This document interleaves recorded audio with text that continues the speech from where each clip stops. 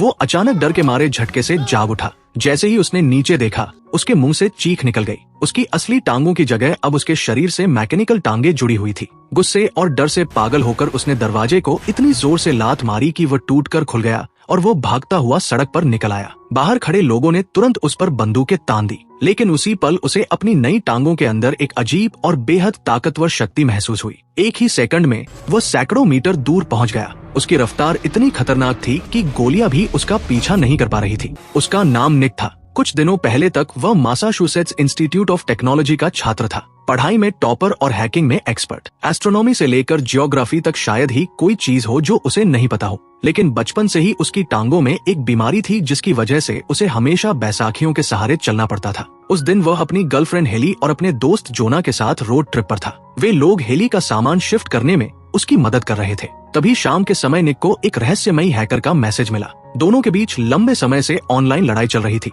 लेकिन इस बार उस हैकर ने हेली का लैपटॉप तक हैक कर लिया था और उसकी हर हरकत पर नजर रख रहा था। निक तुरंत उसकी लोकेशन ट्रेस करने लगा। जोना ने कहा कि उन्हें उस हैकर को ढूंढकर सबक सिखाना चाहिए, लेकिन निक का मूड पहले से ही खराब था। उसके मन में कहीं न कहीं ये डर बैठ चुका था कि हेली उसकी बीमारी की वजह से उसे छोड़ना चाहती है और ये ट्रिप सिर्फ ब्रेकअप का बहाना है। गुस्से में उसने फैसला किया कि वो उस हैकर को हर हाल में ढूंढ निकालेगा। रास्ते में वह हैकर उन्हें लगातार उकसाता रहा। वो ट्रैफिक कैमरों से उनकी कार की तस्वीरें भेज रहा था। आखिरकार जीपीएस उन्हें एक सुनसान इलाके में बने लकड़ी के केबिन तक ले गया। निक और जोना अंदर गए और हर चीज रिकॉर्ड करते हुए वहां तलाश करने लगे। तभी बाहर से हेली की चीख सुनाई दी। निक तुरंत बाहर भागा और उसने देखा कि हेली हवा में ऊपर उठ रही थी। अगले ही पल एक तेज सफेद रोशनी सीधा उसके चेहरे पर पड़ी और वो बेहोश हो गया। कितना समय बीत गया किसी को नहीं पता। जब उसे होश आया तो वो व्हीलचेयर पर बैठा था और उसका पूरा शरीर सुन्न था। उसके सामने हजमत सूट पहने एक आदमी बैठा था जिसका नाम पेस था। उसने निक से कहा कि वह उसकी याददाश्त वापस लाने में मदद करेगा।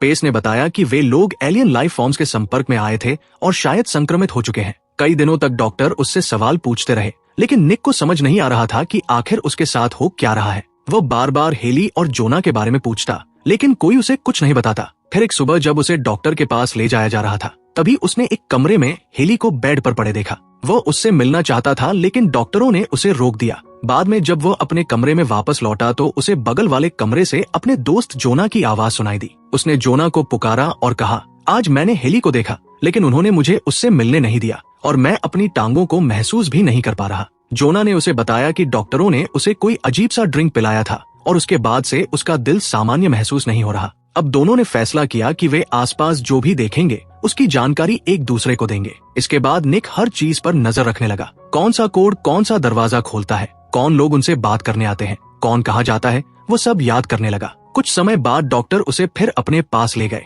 उन्होंने उसके सामने अलग अलग आकार की चीजें रखी और शेप्स और कलर्स पहचानने के टेस्ट लेने लगे, लेकिन निक ने कुछ भी बताने से इनकार कर दिया। उसने कहा, जब तक आप मुझे हेली से नहीं मिलवाते मैं किसी सवाल का जवाब नहीं दूंगा। मजबूर होकर डॉक्टर उसे हेली के पास ले गए, लेकिन वह कोमा में थी। इसके बाद निक अपने कमरे में लौट आया और जोना को सारी बातें बताने लगा, लेकिन अचानक दूसरी तरफ से जोना की आवाज आनी बंद हो गई। उसी दौरान वहाँ एक गाय पर भी एक्सपेरिमेंट किए जा रहे थे। अचानक पूरी बिल्डिंग की लाइट चली गई और कोई उस फैसिलिटी से भाग निकला। निक भी जाकर एक अंधेरे बाथरूम में छिप गया। जब लाइट वापस आई तो दो लोग उसे बाहर लेकर आए। तभी उसने दीवारों पर बहुत गहरे निशान देखे। बाद में उसने डॉक्टर से पूछा कि जोना कहाँ है। डॉक्टर ने कहा कि जोना को यहाँ कभी लाया ही नहीं गया। निक हैरान रह गया। उसने कहा, ये नामुमकिन है, मैं उससे बात कर रहा था, लेकिन डॉक्टर ने कोई जवाब नहीं दिया। अब जब निक वापस अपने कमरे में लौटा तो उसने फिर जोना को आवाज लगाई, लेकिन दूसरी तरफ से कोई जवाब नहीं आया। इससे साफ हो गया कि जोना वहाँ से भाग चुका है। अब निक ने फैसला कर लिया कि वो हेली को लेकर यहाँ से भागेगा। इन दिनों में उसने सारे सिक्योरिटी कोड याद कर लिए थे और बाहर निकलने के सारे रास्ते दिमाग में बसा लिए थे। वो हेली को लेकर भागने लगा, लेकिन जैसे ही वह आखिरी दरवाजे तक पहुंचा, डॉक्टर अचानक वहां आ गया और उसने निक को पकड़ लिया। इसके बाद निक फिर बेहोश हो गया। जब उसे होश आया तो उसने खुद को हेली के ठीक बगल वाले बेड पर पाया। वो उसे छूने ही वाला था कि स्टाफ ने उसका हाथ पकड़ लिया। उसी समय हेली फिर से बेहोश हो गई। अब निक गुस्से में स्टाफ से लड़ने लगा। लड़ाई के दौरान वो बेड से नीचे गिर पड़ा। यह देखकर स्टाफ डर गया और कमरे से भाग निकला। तभी निक की नजर अपनी टांगों पर पड़ी। उसकी असली टांगे काट दी गई थी और उनकी जगह रोबोटिक टांगे लगा दी गई थी। लेकिन अब वो सच में चल सकता था। ये रोबोटिक टांगे बेहद ताकतवर थी। उसने उनकी मदद से दरवाजा तोड़ दिया। रास्ते में जो भी उसके सामने आया उसने उसे हमला करके हटा दिया। हेली भी अब उसके साथ थी। दोनों एक एलिवेटर से नीचे जा रहे थे, तभी डॉक्टर वहां पहुंचा और बोला, अगर तुम यहाँ से बाहर गए तो एलियन तुम्हारे लिए खतरा बन जाएंगे, तुम्हें यही रहना चाहिए। लेकिन निक ने उसकी एक नहीं सुनी।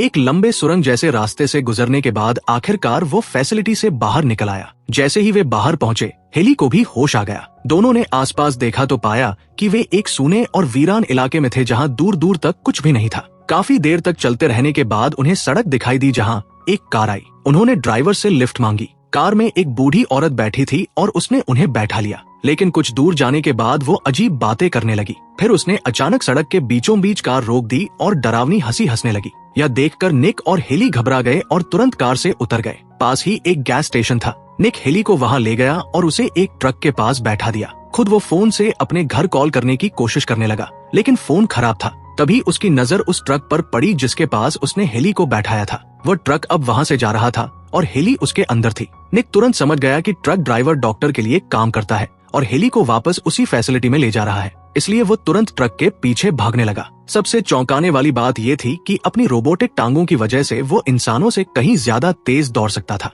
जैसे ही वो ट्रक के करीब पहुंचा, ड्राइवर ने दरवाजा खोलकर उसे जोर से धक्का मार दिया। निक सड़क पर गिर पड़ा, लेकिन अब वो किसी भी कीमत पर हेली को वापस लाना चाहता था, इसलिए वह दोबारा पूरी ताकत से ट्रक के पीछे भागा। ट्रक बहुत तेज रफ्तार से भाग रहा था, फिर भी निक अपनी नई रोबोटिक टांगों की मदद से उसे पकड़ने में कामयाब हो गया। ट्रक के अंदर हेली को एक बंदूक मिल गई। उसने तुरंत वह बंदूक ड्राइवर की तरफ तान दी।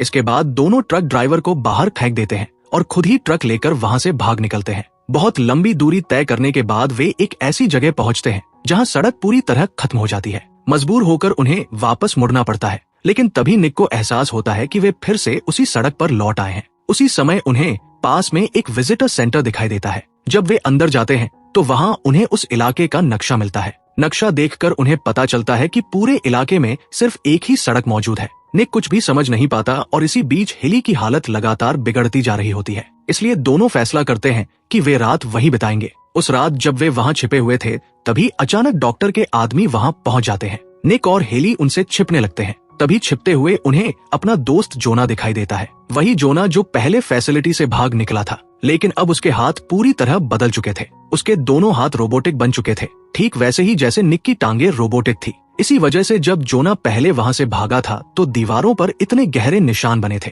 निक ये भी नोटिस करता है कि उसकी बाह पर लिखा वही नंबर हेली की गर्दन पर भी लिखा हुआ है। जोना कहता है, अगर इन नंबरों को जोड़ो तो कुल 51 बनता है। इसका मतलब हम एरिया 51 में हैं, जहां वैज्ञानिक नए नए एक्सपेरिमेंट करते हैं और अभी वे हम पर भी प्रयोग कर रहे हैं। इसी वजह से तुम्हारी टांगे और मेरे हाथ बदल दिए गए। उनके लिए हम सिर्फ लैब के चूहों जैसे टेस्ट सब्जेक्ट है। अगली सुबह डॉक्टर के लोगों के जाने के बाद तीनों फिर से ट्रक में बैठकर वहां से निकलने की कोशिश करते हैं। कुछ दूर जाने के बाद उन्हें आगे एक चेक पॉइंट दिखाई देता है। वे ट्रक को तेजी से निकालने की कोशिश करते हैं, लेकिन तभी सेना एक विशाल पिलर सिस्टम एक्टिव कर देती है जो ट्रक के सामने आकर रास्ता बंद कर देता है। उस सिस्टम को सिर्फ ऑपरेटिंग सिस्टम से हटाया जा सकता था।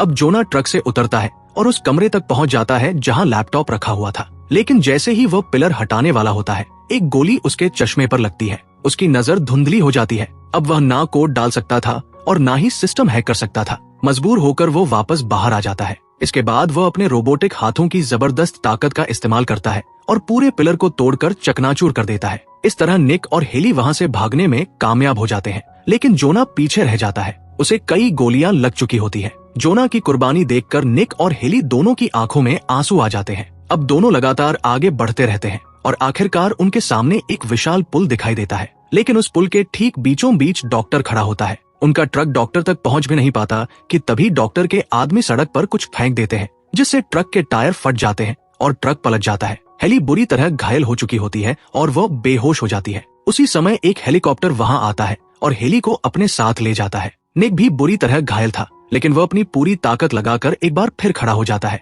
तभी उसकी नजर डॉक्टर के टैग नेम पर जाती है, जिस पर देमन लिखा हुआ था। असल में डॉक्टर का नाम देमन था, लेकिन जब निक उसे उल्टा पढ़ता है तो उसे समझ आता है कि वह नोमैड बनता है, वही रहस्यमयी हैकर जिसने उन्हें मैसेज भेजे थे और उनके कॉलेज का सर्वर हैक करके उसका इल्जाम निक और उसके दोस्त पर डाल दिया था। अब डॉक्टर खुद सारी सच्चाई कबूल कर लेता है। वो कहता है, तुम्हारे कॉलेज का सर्वर मैंने ही हैक किया था और उसका इल्जाम तुम दोनों पर लगाया था। हेली का सिस्टम भी हमने ही हैक किया और उसी के अकाउंट से तुम्हें मैसेज भेजे। हमने जानबूझकर तुम्हें उकसाया ताकि तुम आखिरकार हमारे पास पहुंच जाओ। आज तुम्हारे दोस्तों की जो हालत है उसके जिम्मेदार तुम खुद हो। इसके बाद वो असली सच बताता है। वह कहता है, हम इंसानों पर एलियन टेक्नोलॉजी का इस्तेमाल करते हैं। जितने भी लोगों पर हमने अब तक एक्सपेरिमेंट किए हैं उनमें तुम सबसे बेहतरीन सब्जेक्ट हो। तुम्हारा शरीर और दिमाग इन रोबोटिक टांगों के साथ पूरी तरह एडजस्ट हो चुका है। इसका मतलब तुम हमारा सबसे सफल एक्सपेरिमेंट हो। ये सब सुनकर निक गुस्से से भर जाता है। वो अपनी रोबोटिक टांगों की ताकत का इस्तेमाल करते हुए पुल की तरफ अविश्वसनीय रफ्तार से दौड़ने लगता है।